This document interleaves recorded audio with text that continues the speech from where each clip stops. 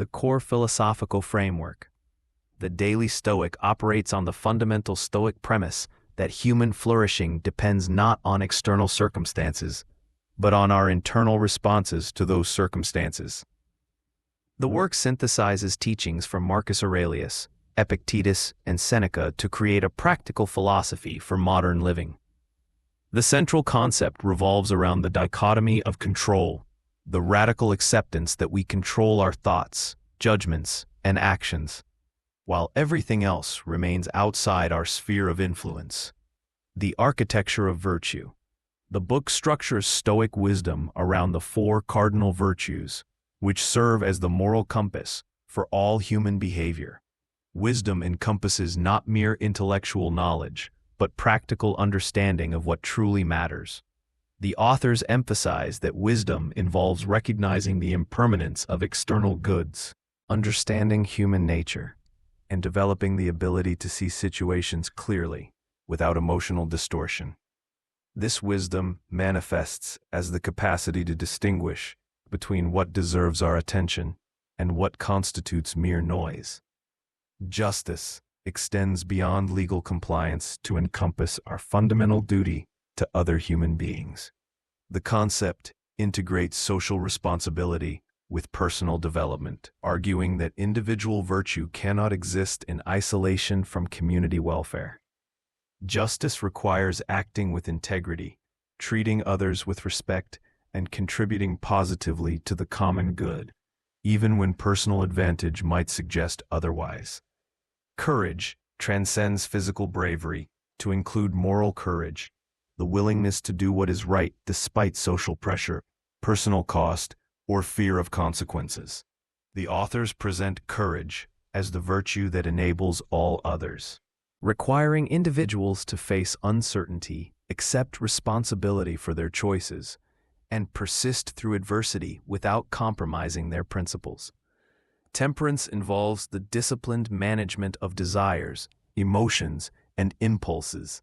This virtue emphasizes the importance of moderation, self-control, and the ability to delay gratification in service of longer-term goals and higher principles. How the practice of negative visualization. A sophisticated psychological technique woven throughout the work involves premeditatio malorum, deliberately imagining loss, setbacks, or death to cultivate gratitude and reduce attachment to external circumstances. This practice serves multiple functions.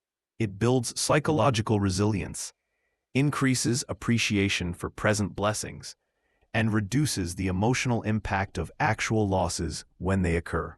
The authors present this not as pessimistic thinking, but as realistic preparation that enhances life satisfaction. The discipline of perception. The book extensively explores how our interpretations of events, rather than the events themselves, determine our emotional and behavioral responses. This concept, rooted in Epictetus's teaching that it's not things that upset us, but our judgments about things, requires developing the ability to separate facts from interpretations, question initial emotional reactions, reframe setbacks as learning opportunities, maintain perspective during both success and failure, recognize the stories we tell ourselves about circumstances. This discipline demands constant vigilance over our mental processes and the cultivation of objectivity in evaluating situations. Memento Mori and the acceptance of mortality. Death awareness permeates Stoic philosophy not to create morbid preoccupation, but to clarify priorities and eliminate trivial concerns. The authors argue that regularly contemplating mortality serves as the ultimate perspective-setting tool, helping individuals focus energy on meaningful activities, reduce anxiety about minor setbacks, appreciate relationships and experiences more fully, develop courage by accepting the fundamental uncertainty of existence, make decisions based on values rather than fears. The concept of preferred indifference. The book navigates the nuanced Stoic position that while external circumstances don't determine happiness, some are naturally preferable to others. Health, relationships, and material security are preferred indifferents, things we can reasonably pursue while maintaining the understanding that our well-being doesn't depend on obtaining them.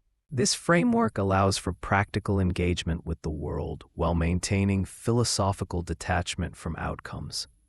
Inner citadel. Drawing heavily from Marcus Aurelius, the authors develop the metaphor of the mind as an impregnable fortress that external forces cannot breach without our consent. This inner citadel represents the inviolable core of human dignity and freedom that exists regardless of circumstances. Building and maintaining this inner strength requires daily philosophical reflection, regular examination of thoughts and motivations, practice in applying Stoic principles to real situations, cultivation of inner dialogue based on reason rather than emotion, development of what the authors term philosophical immunity to external pressures. This framework allows for practical engagement with the world while maintaining philosophical detachment from outcomes. The inner citadel. Drawing heavily from Marcus Aurelius, the authors develop the metaphor of the mind as an impregnable fortress that external forces cannot breach without our consent. This inner citadel represents the inviolable core of human dignity and freedom that exists regardless of circumstances. Building and maintaining this inner strength requires daily philosophical reflection, regular examination of thoughts and motivations, practice in applying Stoic principles to real situations, cultivation of inner dialogue based on reason rather than emotion, development of what the authors term philosophical immunity to external pressures. The role of duty and service.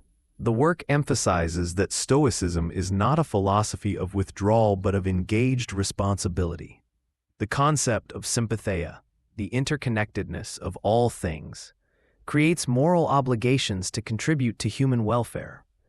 This service orientation prevents Stoic practice from becoming self-absorbed, navel-gazing, and connects personal development to broader social good.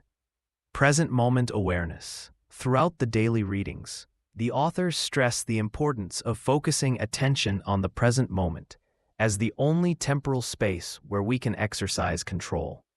This mindfulness aspect of Stoicism involves releasing mental energy spent on unchangeable past events, reducing anxiety about uncertain future outcomes, engaging fully with current responsibilities and opportunities, recognizing the present as the only moment in which virtue can be practiced, developing what might be called philosophical presence, the ability to respond rather than react to circumstance, the transformation of obstacles. Perhaps one of the most practically applicable concepts in the work is the Stoic approach to adversity. Rather than viewing obstacles as unfortunate impediments to our goals, the philosophy reframes them as opportunities for character development and virtue practice. This perspective shift transforms every challenge into potential spiritual and psychological strengthening, creating what the authors call the obstacle as the way, the idea that impediments become the path forward when approached with proper mindset. Emotional regulation and rational response. The book provides extensive guidance on managing emotional reactions through rational analysis.